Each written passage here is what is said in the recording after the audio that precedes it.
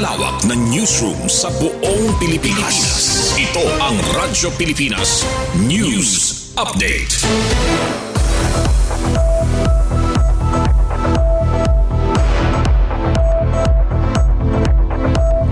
Oras sa Bugos nga Pilipinas, 1:59 p.m. Mapay nga kulog mga ka-RP, adiyan aton mga balita, sena nga pangurason.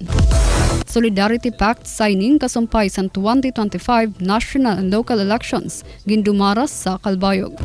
Calbayog City nagpartisipar sa nationwide simultaneous search and destroy mosquito breeding sites. Pamatian tan detalye kan Suzette Pretensio. Radyo Pilipinas Report. Sa padayon nga pagsuporta sa kampanya sa Department of Health kontra dengue, durungan nga nagdumara sa cleanup drive ang mga barangay sa siyudad San Calbayog, San Colop, Pebrero 24 sa alas 4 San Colop. Kaparte ini sa nationwide dengue prevention drive nga may tema alas 4 kontra mosquito. Ginpangunahan sa Calbayog City Health Office ang paglansar sa search and destroy mosquito breeding sites activity. Katuyuanan sa aktibidad nga mawaraan mga lugar nga pwede balayan sa lamok, agud mapugngan ang pagsarang sa dengue sa mga komunidad, labi na sa pabago-bago nga panahon nga nagkakausa sa malaksi nga pagdamo sa mga lamok. Durante sa nasabing aktibidad, ginaghat sa City Health Office ang mga opisyal sa barangay nga imobilisa ang era mga personahe ug aghaton ang mga residente nga magpartisipar sa nasabing nga mga inisyatibo agud masiguro ang katalwasan ug kalibsugan sa kada mulupyo sa Calbayog.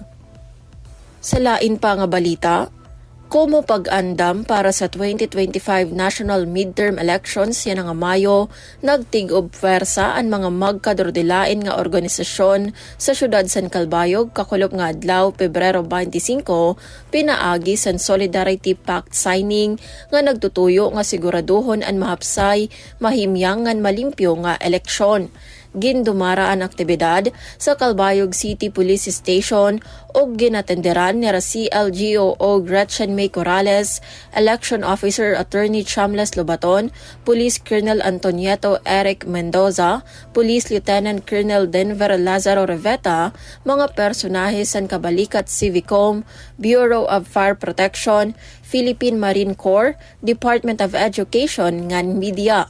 Sa seremonya, nagsaad ang kada organisasyon nga magpapaduso sa transparency, katalawasan sa publiko, ngan sakto nga paghahatag sa kinaadman sa mga botante. Ang Solidarity Pact signing, inusa nga importante nga pitad, agud mapakusog ang pagtapod sa publiko sa tiarabot nga eleksyon. Para sa Bagong Pilipinas, Suzette Pretensio, Radyo Pilipinas, Radyo Publiko, Calbayog. Inang kabugusan sa aton mga balita, sena nga pangurason. Padayon gihapon kamo nga mamati sa DYOG Radyo Pilipinas, Radyo Publiko Calbayog para sa news updates. Masunod ang programa Huwan Trabaho, kaupod si Jamie Quinto. Ako si Charmaine Perito para sa Radyo Pilipinas, Radyo Publiko. Mula sa pinakamalawak